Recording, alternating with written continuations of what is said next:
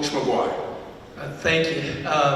And we're really excited and honored to be here. I'm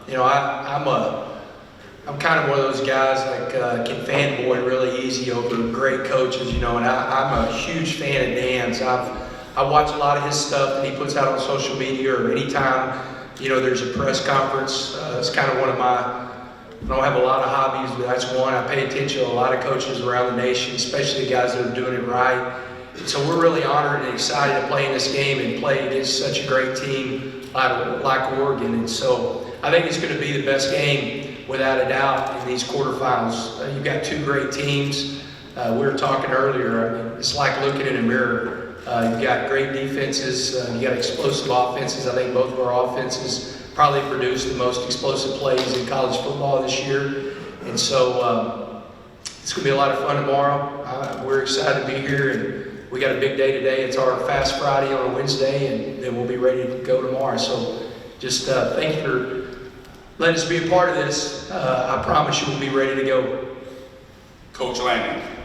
Yeah, certainly honored to be here. First, want to thank the Orange Bowl. The hospitality has been first notch. Really honored to get the opportunity to share a stage with Coach McGuire.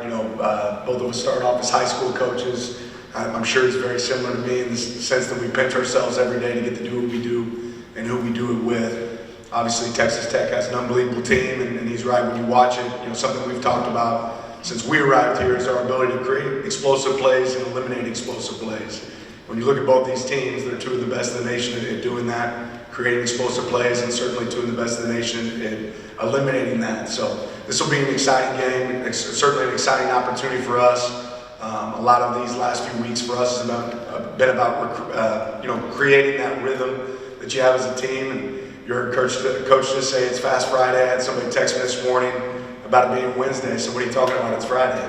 It's your clock's off a little bit as a coach. But our players are prepped really, really hard, and there's a ton of respect for Texas Tech and what they've been able to create this year. The team, the way they play, and I think that's a true indication of the way Coach McGuire coaches. But our guys are really excited about this opportunity to share a field, and it's an awesome venue to get to be a part of. Thank you, both Coach McGuire and Coach Lanning. And now we'll open it up for questions for both coaches. So you're asked to please raise your hand, and a microphone will be brought to you either by Rebecca Cohen or Michaela Cohen. And please state your name and affiliation prior to asking your question. Questions are now open. AP Stead AP as we see. Good morning, coaches. Coaches, what is the best advice you've received to bringing your team and preparing them to be in a new venue in this type of atmosphere? Yeah, ultimately, both of us get the opportunity to travel on the road, right? And I think we've really been prepared for moments like that. We've traveled across the country several times this year. Something's prepared you. The football field's the same length, right? Same width. You get an opportunity to go out there and compete with your teammates. I think we both are hoping for a great crowd, from both sides. So there's not a lot that's different, right? Even though there's distractions that exist, right? As you go out to games like this, there's some pomp and circumstance, there's some different fanfare. Ultimately, the game's the same, and the guys got to go out there and play the game. Yeah, I would totally agree. The people that I've talked to is, man, just stay, and Dan talked about it, stay in rhythm. Like, again, today, I know they probably know it's Wednesday, but it's Fast Friday for us. Like, don't change anything. You're here for a reason, and what you've done all year long has worked, and so, stick with that. And then, we were lucky enough, and I know they were too, we were able to go over to Hard Rock. We didn't go on the field, but just seeing the venue, our guys are really honored and excited to play in that stadium. But I think the biggest thing is just keep doing what we do. Next question. Dan Lanning from Yahoo Sports. This is a question for Dan Lanning. How would you describe the process you've had with your outgoing staff? And obviously they've got a lot of responsibilities with their next programs, and also just from the head coach's standpoint, are there positives to having two guys off your staff who got head coaching jobs this year? Yeah, I talk about it a lot. I set goals personally for myself. My number one goal is to help people reach their dreams and goals. And when you see a guy like Tosh LaPoy that I've got to work with for a long time, and Will Stein, who I've got to work with the last 3 years, work their tail off to earn opportunities, are really excited. And I tell every recruit that walks in our office, look, I can't promise you who will be here as your coaches because I want to help create their dreams as well. But I can promise you I'll be here as your head coach. Right? That's a piece that'll change. And I'll say both those guys have had unbelievable focus on our team. I think they both recognize they'd never have the opportunities they have if it wasn't for the players in Oregon and the place of Oregon. And I think they feel, in terms of endearment, they feel like they owe it to our players to give their absolute best on the way out. And, I remember this kind of sentimental for me, leaving Georgia, I went through kind of the same process. And the hotel we're staying in this week, I remember hiring my strength coach, Wilson Love, in that hotel. I remember reaching out to coaches on the staff and hiring them during this same process in the Orange Bowl when I was in Georgia. So it's kind of a full circle moment to see them going through the same things. But I'm very appreciative to the detail that they put in, the work that they put in. It's led to some long nights and not a lot of sleep. But I always tell our coaching staff, you can sleep when you die. So these guys worked really hard. They've earned it. I'm excited about their opportunities, and I'm excited about the opportunity of growth for our team. So when there's transition, there's opportunities for new ideas. There's opportunities for us to continue to grow. Next question. Jim Patterson, CBS Sports. This question's for Joey. On a similar note, your former offensive coordinator, Zach Kitley, is the head coach at FAU. I'm wondering if at any point during this busy week you got a chance to visit with him and catch up and hear how the season's going. Yeah, I talked to him. Actually, he's going to be at practice this morning because we're practicing at FAU. And so we changed our venue, and it was great to see a bunch of guys that were on staff with us yesterday. We had our Thursday walkthrough yesterday, and there was a bunch of guys. His head strength coach was our number 2. His chief of staff was, one of our assistant DFOs, and so it was great to see those guys. And he did, man. He was, a couple plays away from being at a bowl game, and I know he's itching to, recruit right now and bring some guys in. And he had a really good signing class. Kids, man, he's a stud. I'm really happy and excited for him that he had that opportunity. Do you think he gets to share in some of this success and understand he's been part of the build to this game? Yeah, without a doubt, man. He's a Red Raider. And he was there on staff as a student. And then he was kind of Cliff's right-hand man growing up. His dad's probably the most decorated track coach in the country, right now. And so he's still got family out there. He was in Lubbock for Christmas. And so I know he's really excited. I know he's excited to see the guys. And I told the guys he was coming to practice. He and Barry Morton, our quarterback, are really, really close. So I know he's excited to see him today. Next question, please. Dan, this is Tim Rimmons of the AP. To go back to the coaching changes and all that, on the outside, we can sit here and look and say there's got to be a better way. And from where you sit, the portal's going to open, recruiting never stops.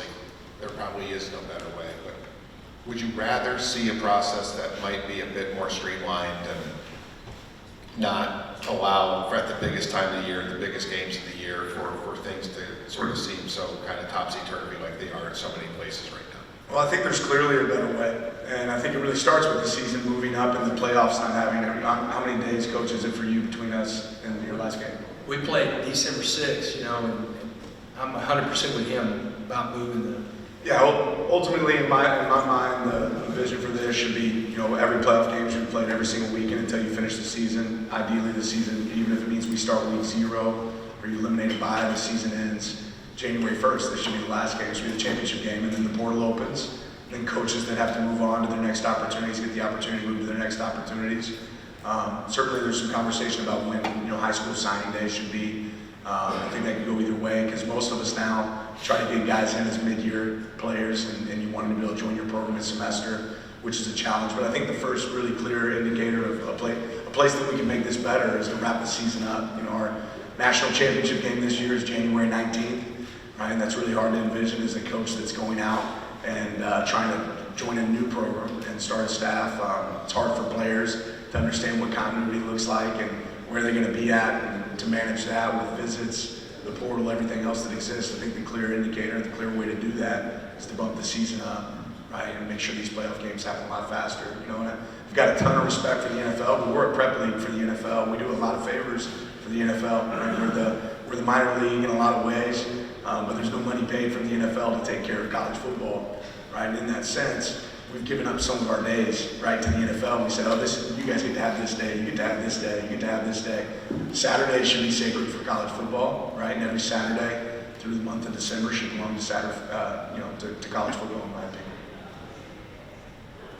Next question on our left in the second row. Or maybe not on the left. In the back. Guys, Dan, Joey, Ralph Russo from The Athletic. The nature of retention and recruiting has gotten a lot more transactional, right? In some ways that comes across as being a little derogatory, but it's sort of the nature of the beast. How do you balance, this is still college football, how do you balance the relationship piece, more of what you would consider the traditional recruiting, dealing with young men, while also understanding that there is a transactional piece to both of this? I'd love to get both of your opinions on that. Maybe start with Jim. Well, I'm lucky. I think I have the best general manager in the country, and James Blanchard and his staff. And we have a personnel staff, and I'm never in any meeting whenever it comes to money. I try the best I can to keep the coach-player relationship as traditional as it has been whenever I was coached by Harris Browley and Tom McCone and the relationships I had with those guys. And so I'm also a very emotional person, so it's better for me to not be in those meetings. They keep it James keeps it very black and white, and as you said, it is very transactional. But I also think there's a lot of things that are still going on at Oregon and Texas Tech that are incredible for young people. That we're creating better men. And I have 33 college graduates who will take the field tomorrow. We just set the all-time. We hold every GPA record in the 100-year history at Texas Tech. We just broke the record, and my team has a 3.23 GPA. So all the people saying that they came for money and, we paid this and this and this, man, turn on the tape and see how hard we play. And then guess what? My guys went to class and excelled in the classroom. So I think that's still such a huge part of what we're doing. And I think whenever people come to your building and they feel that, and they see that, they want to come to places like Oregon and Texas Tech, because it is about the money. There's no doubt about that, but it's also about that we can help them reach their goals and their dreams and be better people. Yeah, venues like this are a great example of the value that players have for organizations. And we don't get to coach if there aren't players. So as much as the game has changed, a lot of it still has stayed the same. We're in year 4 here at Oregon. We've never lost a starter to the transfer portal. I think retention is the biggest piece. I think that's really important, and that's twofold. And it always starts for me, what can I control? The relationships.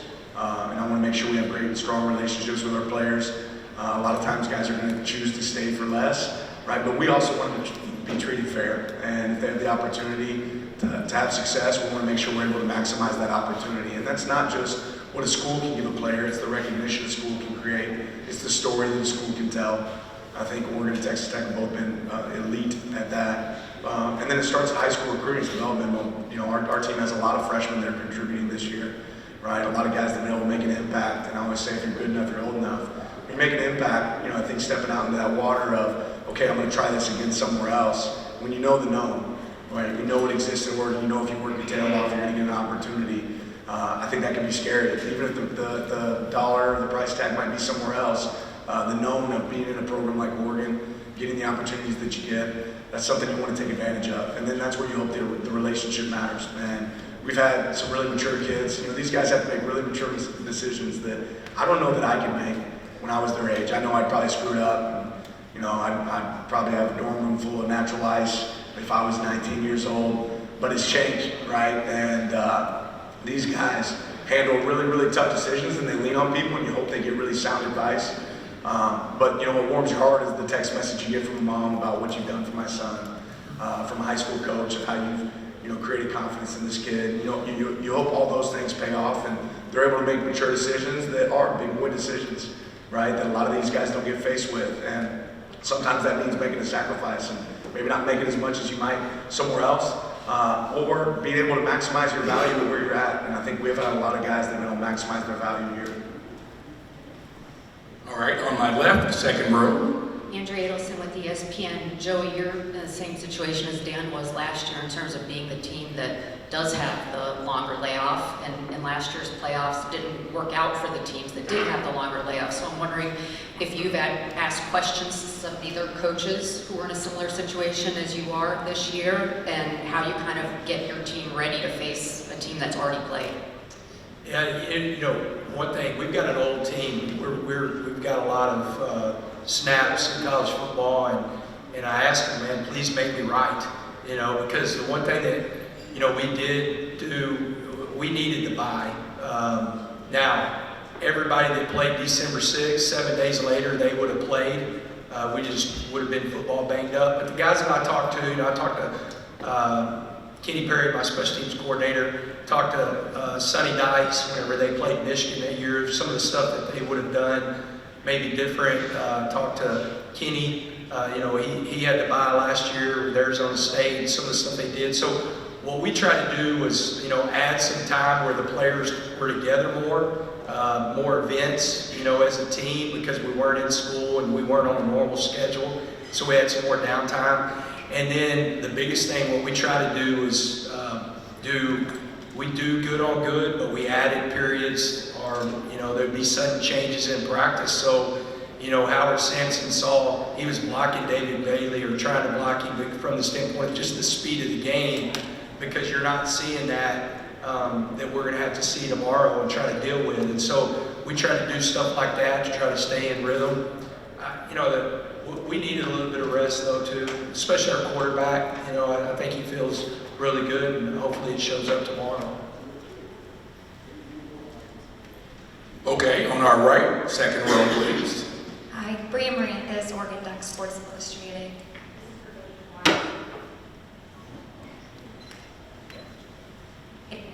Yep. You've called Dante Moore special, but what about him makes him different from other opposing quarterbacks? Well, no disrespect to any quarterback that we face, but he's the best quarterback we've played all year long. And, he extends plays with his feet, you see that. But, whenever you turn on the tape, he's as accurate as anybody that we played, or really more accurate whenever he throws the deep ball. He's got great skill around him, but he throws a great deep ball. And I just love his story. And so he's a mature person, and he's really grown. Because there's not a lot of people in this day and age who would sit behind, especially at the quarterback position, sit behind people. I'm really lucky. My quarterback's been here from day one. He's born in Lubbock. He's got a Texas Tech degree. There's not a lot of people that do that. They don't want to sit. They want to play right now. And, he redshirted and grew as a quarterback. And then I just think he's dynamic. Whenever you see him, he just continues to make plays. Whenever it's time to make a play with his feet, he makes a play with his feet, makes a play with his arm. He's tough, just watching what they do offensively, schematically, and he also has a high football IQ because he can really digest what they do and play at a really high level. On the left, please. Eli Letterman, ESPN. Joey Barron is one of 4 quarterbacks in the CFP field who's still with the school he signed with, and he's easily the most experienced of them. When you look at his journey and think about where he's been to get to this point, do you appreciate the fact that perhaps we're not going to have so many Barron Mortons and guys like him down the line? Yeah, I hope I have another one in Will Hammond. He's dealing with an ACL, but Barron, I've just not been around. I've done this 31 years. Here in a few weeks, it'll be 32 years because I started in January. And he's the toughest player I've ever been around. There's a lot of things that he's dealt with over his career that a lot of quarterbacks around the nation didn't play, and he played. And he has such a respect in that locker room. He's got such a big voice. And, I feel like one thing about this team, putting this team together, this is as healthy of a locker room as I've ever been a part of. The care factor in that locker room is so high, and he's been the force behind it. I asked him to really step out and cross over to the other side of the ball and bring Lee Hunter into what it means to be a Red Raider, and David Bailey, Romello Height, and he was the leader in bringing this team so close together. And so, I'm going to miss him. It was really cool in the Big 12 championship. His dad sent me a text and he said, "Hey, look, I want a Big 12 championship, and I want a picture of you two walking out of the stadium together." And it was really cool that we got to do that. We made a point, both of us. We had talked about it in January. In January the year before, of making that happen, and we walked out together. And there's some really cool pictures of us, coming out of that game together. Next question, please. Jim Patterson, CBS Sports. Question for Dan.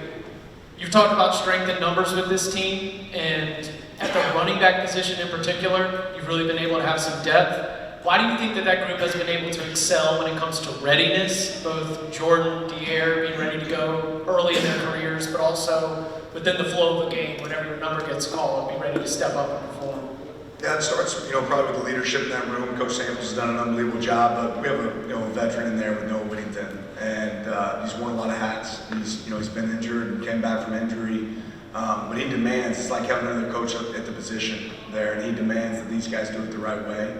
And then the young guys being able to throw, handle whatever we throw on their plate. You give them a bite, and they take advantage of short yardage. So you give them a play, and they take advantage of it. And you're like, okay, let's give them more. And those guys have done an unbelievable job. The more that you can give them, the more they can handle. And they've created something that can be really dynamic for us. And once you start talking about the variety of formations and plays that we can run with multiple personnel groups, the fact that you can make sure that there's a fresh player in there, and the strength of numbers has really just been a mantra for our team this entire year. If we got to be a 12 personnel team to win, we'll do it. If we got to be an 11 personnel team, if we got to play 21, if it's going to be a 2-minute drive or if it's a tight defensive ball game, we can play in a variety of ways. And I think that shows up in moments where you have to lean on your depth and lean on players that have to be ready for their opportunity. We've had a lot of guys that have been ready for their opportunity when their number was called. On the right, fourth row, please. James Kirby for the Oregonian. Following an earlier question about the January calendar, in less than 48 hours when the portal opens for the winter, that's going to be particularly difficult logistically and practically. Presuming you win, how do you plan to manage that, particularly Dan, with the academic calendar and the rub that creates also at Oregon? Yeah, more than anything, just being honest, right? Be honest with your players. Is the one thing I expect from anybody that enters the portal for our team is communication. The University of Oregon's given you an opportunity. We've coached you really hard. We've built relationships. We expect you to be able to communicate with us on what that looks like. Similar to Coach McGuire, we talked about as you come in here, you win this game, you're going to send other people on the road in your organization than normal to help do some of the recruiting for you. And that's why it's important to have a really strong personnel department that can help you with that, because if you continue to prepare for games, there's opportunities to recruit. You want to make sure you're able to take advantage of those too. And then you hope you build a strong enough roster that they can manage and handle some of the distractions that exist, in college football. But these guys are used to it. They're tough. They're resilient. They've dealt with it before. I think every one of them recognize how special it is to be a part. There's only 8 teams left right now, and after this game, there'll be 4 teams left. To be a part of something like that doesn't happen a lot in anybody's lifetime. So I hope they recognize the importance of that, the opportunity for that. And then the academic calendar is something we've all got plans for, and we'll be ready to adjust and adapt as we go. But that's college football over the last 4 years that I've been a part of it as a head coach, is adapt, right? You have to be willing to adapt and adjust. There'll be some learning lessons this year, this off season, that we learned, just like there were last season, that we'll continue to adapt to. Next question. Aaron Slimmy, KVAL TV in Eugene. Coach Lanning, almost 24 hours away from kickoff. Just where is this team's mentality at, maybe compared to where it was last year? Yeah, you always try to overanalyze that as a coach. You walk in and guys are laughing and you're like, wait a minute, are we too loose, right? You walk in the room and everybody's quiet and you're like, okay, are we too tight? I really like where our team's at, their temperament. When they step on the field, it's business. They enjoy spending time with each other. They've had a really clear focus throughout the week, and the result's going to be the result. We got 2 really good teams going against each other head-to-head, talent on both sides, good coaches on both sides. So, ultimately, you want the players to go out there and take the opportunity to win the game on their own. And I like where our guys are at. I think they've been really focused. I think the repetition of us, the rhythm for us, has been a factor that will contribute in this game for us to be able to keep the sequence as much as possible similar for our players. But I really like where their head's at. I really like their focus. It's hard to maintain focus at that age for as long as you have to maintain focus in college football right now. So I'm excited to see that result. On the right, please. David Collier, ABC Lubbock. Coach McGuire, you talked about Coach Morton and what that moment meant for you. I know you're worried about your team, but have you given any thought what this would mean to all the planes full of Red Raider fans, the guys driving cross country and documenting that, what this moment will mean for the Texas Tech fan base as a whole if you guys can follow through and get a win tomorrow? Yeah, it's going to be incredible. I mean, one of the coolest things throughout this journey is, after the Big 12 game, how many letters and emails I've received from, Texas Tech fans and, guys that played the Red Raider, some lettermen, saying how proud they are and, they've been waiting for ever how long for a team like this. And so, it's going to mean a lot, but we've focused every single week on being in the moment and being where our feet are. This is a game, it's a huge game, but our guys know what's at stake. But I do carry that and feel that and excited that there's been a lot of cool moments this year that Red Raiders have been excited about. I know they're really excited. We got a big group coming out. It's going to be, I think, Red Raiders always show up, and we'll have a good crowd. And, we're going to do everything we can to play really well tomorrow. We'll have two more questions. First question on the right. Pete Christie, KCBD in Lubbock. Coach McGuire, most people in America today are waiting for that ball to drop for 2026. You talk about your focus, mindset, and trying to keep all the noise out as the ball drops for you guys in about 24 and a half hours for the biggest game in Red. Yeah, we won't. We're going to be on our normal Friday schedule. We'll have this Fast Friday today, and then we'll have all our meetings and we'll eat as a team. Then we're going to go watch a movie and be back for our team meeting and be in the hotel room. And I think Cody Campbell and John Sellers are having a big New Year's Eve party tonight. I'm sure my wife's going, but I won't be thinking much about. I imagine I'm going to be up. It's only because Dan's going to keep me up because I'm going to be worried about the Oregon Ducks. But it's not going to be because I'm trying to bring in the new year. I'll probably be looking at the ceiling and thinking about tomorrow and making sure I've checked all the boxes to make sure that my guys are ready to roll. But exciting, and man, it's so cool. I did look up, and Bob Stoops is a good friend of mine, so of course he commented that he's coached in this game and won it. And I did look up, and it's really cool the different guys, the who's who have coached in the Orange Bowl. Like for Joey McGuire, old high school coach, to be able to coach in this game and bring the Red Raiders in the college football playoffs, it's pretty cool. And we're really excited about it. Final question. Matt Green, 24/7 Sports. Dan, you always talk about getting reps for your guys. This is the third straight January 1st bowl game you guys have played. How can the last 2 years, the experiences and the distractions and dealing with all of that help you for this week? Playing football makes you better at football. Playing big moments make you better at playing in big moments. Our team certainly played in a lot of big moments.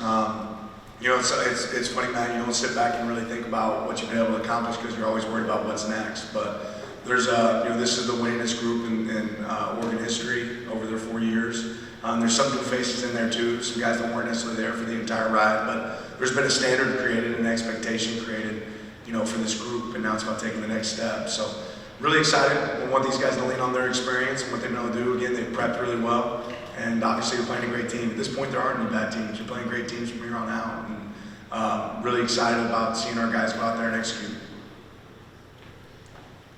Well, thank you both coaches. We know you have a very busy schedule. At this time, we'll ask that you take your place over in front of the Capital One Orange Bowl trophy for the photo opportunity.